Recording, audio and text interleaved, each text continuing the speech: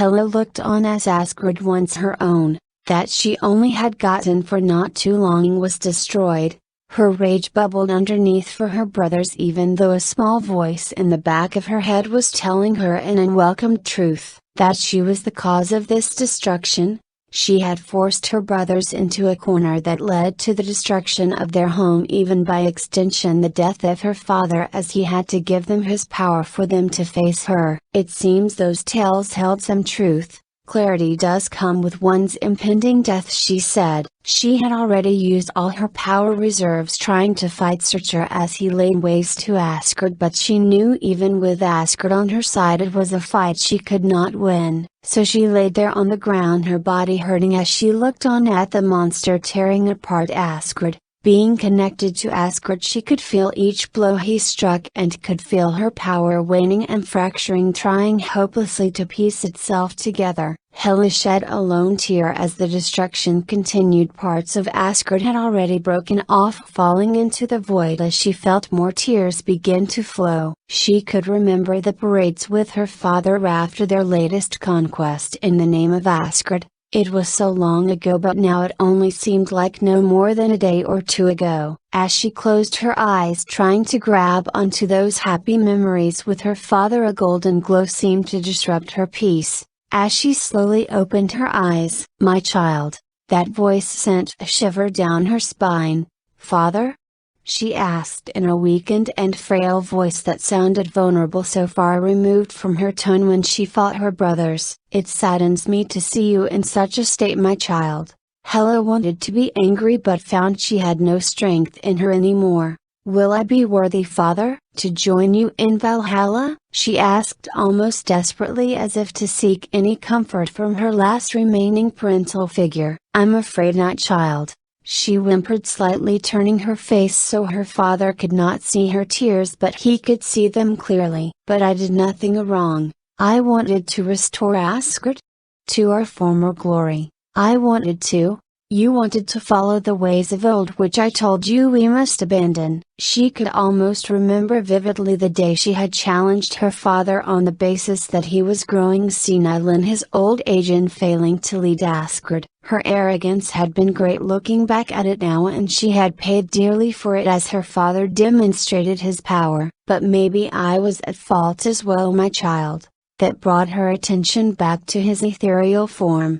"I was obsessed with my goal to dominate the universe, and it costed me dearly, with your mother, you, and many others." She barely remembered her mother, as her father had taken her away very young for training on his mission to acquire kingdoms, although she sometimes suspected there was more to it than that. "I should have let you enjoy your time as a child. I wish I had given you a happier life than what you eventually found happiness in, war and death. I will give you a chance, my child, now that you have faced with your own death." She couldn't believe it. "I will give you some of my power, child, and what you decide to do with it is in your own power. It will only be briefly, so use your time wisely." She felt a warm glow stroke her cheek, allowing more tears to flow. "Always remember, child, that no matter what you did, I will always love you." She had never heard him utter those words even back in their raids when she had brushes with death, but to finally hear it left her frozen. "I love." Before she could finish, she felt the golden disk hit her skin almost as if jumping into her. The sudden burst of power was massive, more than she could even imagine, and it towered over her full power, but even with it she knew it was a fraction of her father's power.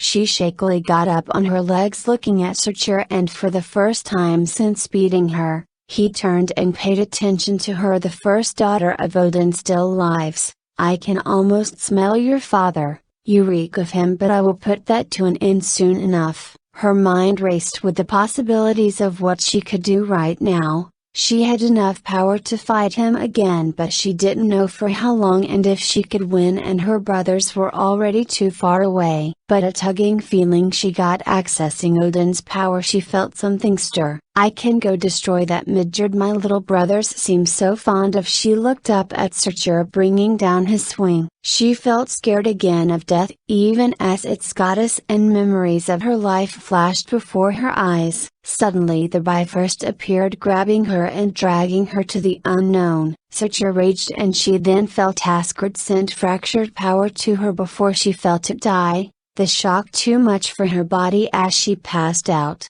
Meanwhile at the Avengers Tower, Natasha and Yelena had been sneaking into Stark Tower after completing their mission in Russia. They needed some tech which they could only find here. She knew it was risky, but Wakanda was too far away. They were quietly making their way through till a loud whoosh broke walls and surrounding surfaces, throwing the room into a frenzy of debris and alarms. Natasha was panicking. It wasn't going smoothly. She looked around and saw Yelena laying down, passed out, probably knocked out from the blast. Her ears were still ringing as she looked around, trying to gauge their situation. Nothing was coming after them, but that wouldn't be true for long as she heard the alarms.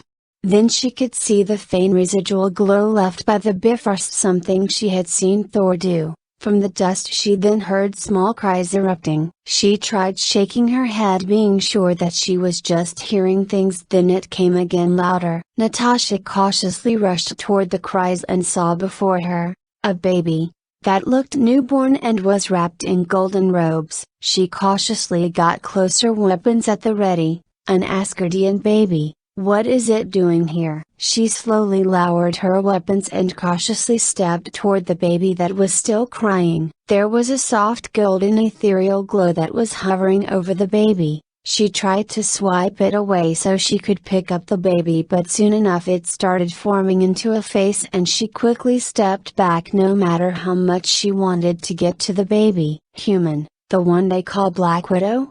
She raised her weapons, even knowing that if it was some Asgardian she stood no chance. Who are you? The face in the golden dust seemed to smile. No longer anyone of note, but someone with a request. That helped raise her eyebrow. Long beard, old, covered eye, and Bifrost. Odin? She asked cautiously, then saw the face assume a stoic, expressionless face. Yes, child, it is I. Realizing her fuck up at threatening a god, she dropped her weapons and raised her arms. I mean you no harm, we were just trying to get something, we won't interfere. Ease your fears, child, I only request a favor. She cautiously waited for him to elaborate. Take this child and raise it as your own. She looked at him and then the child. And if you're thinking of abandoning it as soon as you're out of my sights, that would be unwise. She quickly waved her hands, trying to defuse the situation. I wouldn't think of it. Odin, very well, I will be watching closely. But he knew that was a lie. He was using the power he had left to reach out from the other side and could probably never do it again. You must never speak of the origins of this child to anyone, even the son of Asgard. That seemed suspicious to Natasha, but it would be unwise to break promises with such a being, and this wasn't the first time she would have to lie to have friends. I will, she said. A wise choice indeed. Now come closer. That put her on edge. I won't ask again. Natasha cautiously walked towards the ethereal form. Now pick up the babe. She cautiously picked up the baby and was about to retreat when the voice spoke again. And now for some aids to make sure you follow through. She was about to protest but found herself swarmed by the golden glow. She was about to panic, but her attention was brought down to the baby. Natasha saw the golden glow envelope the baby's head as her once black hair was engulfed and suddenly replaced by all too familiar red hair. And the final one, she looked at him as she saw a golden trail go from Odin towards her in the unconscious form of Yelena. Then everything went black. After everything went quiet, Odin moved towards Natasha. Odin wished he had more power, enough to hide her and create a lie as he did on Asgard with Hela, but his power was not what it used to be. So as he laid Natasha gently down, he gave one last glance towards Hela, who had gone quiet in Natasha's arms. "I wish you well, my child," he said as his form faded and disappeared. Hours later, Natasha slowly began to stir and slowly got up as she noticed the baby in her arms. The baby's eyes were still closed as she looked down. "Hey there, little one," she said with